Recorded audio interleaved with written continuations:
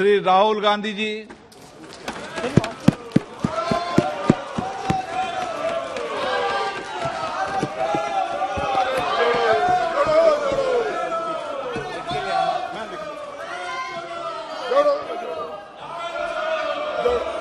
Speaker, sir,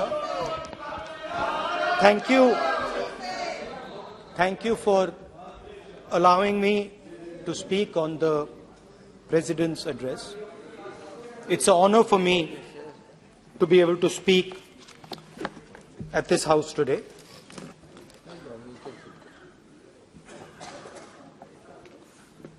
जैसे आप सबको मालूम है, पिछले 4 महीनों में हम भारत जोड़ो यात्रा कन्याकुमारी से लेकर कश्मीर तक हम पैदल चले।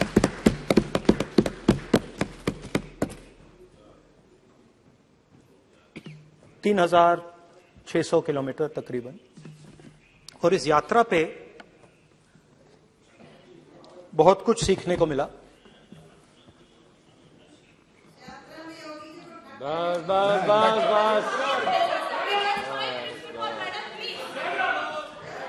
इस यात्रा में बहुत कुछ सीखने को मिला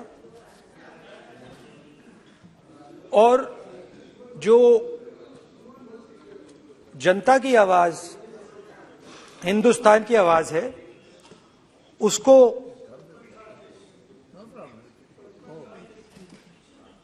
गहराई से सुनने का मौका मिला।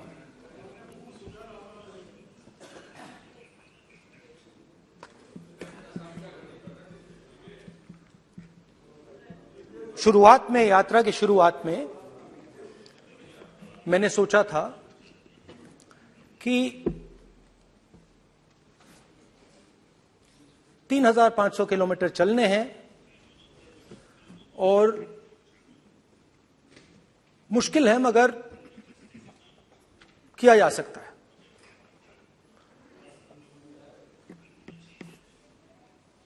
आप भी राजनेता हो, हम भी राजनेता हैं। हाँ, सेवक कह लीजिए। और नॉर्मली आजकल की राजनीति में जो हमारी पुराना ट्रेडिशन था पैदल चलने का, वो आजकल हम सब लोग, हम भी आप भी, उस ट्रेडिशन को शायद भूल गए या उसका हम पालन नहीं करते। मैं भी उसमें शामिल था, आप भी उसमें शामिल हैं। हम सब, कोई गाड़ी में जाता है, कोई हवाई जहाज में जाता है, कोई हेलीकॉप्टर में जाता है, मगर पैदल कम चलते हैं। ठीक है, ठीक है। और जब पैदल चला जाता है, हाँ पैदल जाएंगे, सब जगह पैदल जाएंगे, घबराइए मत। तो जब पैदल चला जाता है, मैं 1 किलोमीटर की बात नहीं कर रहा हूं, 10 की नहीं कर रहा हूं, 25 की नहीं कर रहा हूं, मैं 2-3-400 किलोमीटर की बात कर रहा हूं। जब 2-3-400 किलोमीटर चला जाता है तो शरीर पे दबाव पड़ता है, दर्द होता है, मुश्किल आती है। शुरुआत में चलते वक्त लोगों की आवाज सुन रहे थे हम, मगर हमारे दिल में यह भी था कि हम भी अपनी बात रखें। कोई हमारे पास आता था, कहता था कि मैं बेरोजगार हूं, और हमें लगता था कि नहीं, हमें कहना चाहिए कि तुम बेरोजगार क्यों हो, कारण क्या है। उसमें हम विपक्ष का रोल भी प्ले कर लेते थे, आपकी भी बुराई कर देते थे। नहीं, वो तो है, वो भी करेंगे, हम भी करेंगे, मगर थोड़ी देर चलने के बाद एक बदलाव आया और जो हमारी आवाज थी, जो ये डिजायर था बोलने का कि भैया बेरोजगारी इसलिए है, महंगाई इसलिए है, वो बिल्कुल बंद हो गई। क्योंकि हमने इतने लोगों से बात की, मतलब हजारों लोगों से बात की, बच्चों से, बुजुर्गों से, महिलाओं से, माताओं से, बहनों से। पति की मृत्यु हो गई थी, परिवार में कोई साथ देने वाला नहीं था, पड़ोसी ना परिवार के, मेरे 3 बच्चे हैं, उनको क्या खिलाऊंगी, क्या पिलाऊंगी। तब मैंने एक मजदूरी करके, वहां कमलाबाई नाम की एक माता है, उन्होंने कहा, मैंने CLF का गठन किया और पापड़ बनाने का काम शुरू किया। SVEP के माध्यम से मुझे राजीविका में 25,000 का लोन मिला। मेरा काम धीरे धीरे आगे बढ़ने लगा। तब मैंने PMFME के माध्यम से 40,000 का लोन और मुझे प्रधानमंत्री जी की इस योजना से मिला।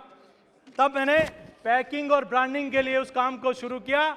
और आज अगर प्रधानमंत्री जी की ये योजना नहीं होती तो मैं भी और मेरे बच्चे भी दर दर की ठोकरें खा रहे होते। इस बजट के बाद उस महिला का, कमलाबाई का फोन आया और देवनान पापड़ के नाम से वो योजना चला रही है। उन्होंने कहा, प्रधानमंत्री जी को धन्यवाद देना कि हमारे जैसी अनेक माताओं बहनों को संबल देने का काम अगर किसी ने किया है तो देश के यशस्वी प्रधानमंत्री जी ने किया है। हम बात करें, ये हमारी संस्कृति और सनातन संस्कृति का देश है, गौरवशाली परंपराओं का देश है और हमें हमारी विरासतों को जड़ों से जोड़ता है। हमारे विकास आसमान को छूने का हौसला देता है। हमारी सरकार ने इस काम को आगे बढ़ाया।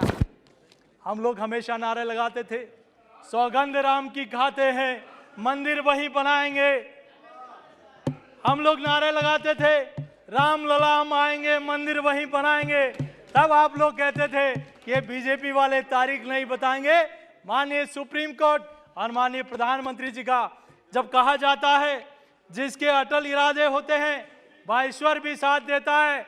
आज अयोध्या में देश का नहीं, दुनिया का सबसे बड़ा सांस्कृतिक और आध्यात्मिक केंद्र बन रहा है।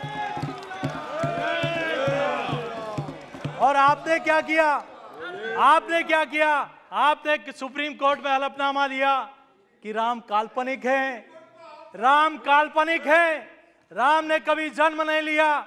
और आप ही थे जो बाबा साहब के लिखे हुए संविधान में से प्रभु श्री राम का, लक्ष्मण जी का और सीता मैया का पेश हटाने का पाप भी आपने किया। आपने श्री कृष्ण और गांडीवधारी अर्जुन का भी उस संविधान में अंकित पेज को हटाने का पाप भी आपने किया। और आपने इस संकट मोचक हनुमान जी का प्रश्न भी हटाने का काम किया। आज मैं कहना चाहता हूं, आपने ये भी कहा और तब कहता हूं, शुभ कामों में हमेशा सहयोग देना चाहिए। मोदी जी की सरकार में लूट सके तो लूट लो, राम नाम की लूट है, अंतकाल पच जाएगा, जब पच जाएगा छूट तब याद आएगा राम। आजकल लोगों को सिया राम याद आ रहा है, आजकल लोगों को सिया राम आ रहा है। मेरी सरकार अयोध्या में रामलला का मंदिर बना रही है तो राजस्थान में राम दरबार को सीकर में बुलडोजर से तोड़ते हैं तब हमें तकलीफ होती है। मेरी सरकार महालोक का निर्माण करती है तब राजस्थान में शिव मंदिरों को ड्रिल मशीन से तोड़ा जाता है तब हमें दर्द होता है। आप तुष्टीकरण की बात करते हो, राजस्थान में नवरात्रि पर लोग भूखे पेट रहते हैं, उसकी चिंता नहीं।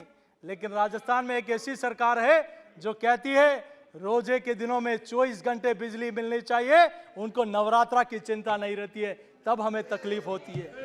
आपने वहां कई ऐसे संगठन हैं, हम राव रेवाड़ी निकालते हैं, बाबा रामदेवरा जाते हैं, हम जलजूलनी 11 पे जुलूस निकालते हैं, तब कहते हो प्रतिबंध है।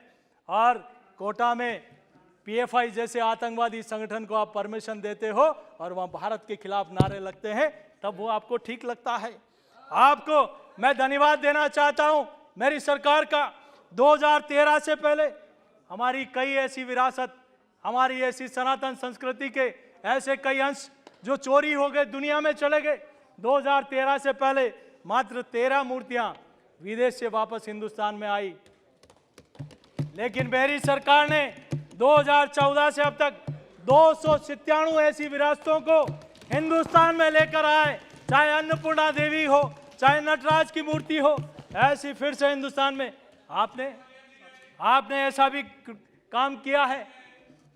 आज रानी पद्मावती, जिन्होंने अपने सतीत्व के लिए, अपने सतीत्व की रक्षा के लिए अलाउद्दीन खिलजी को कभी चेहरा नहीं दिखाया, जलते हुए अंगारों में अपने 16,000 रानियों के साथ अपने आप को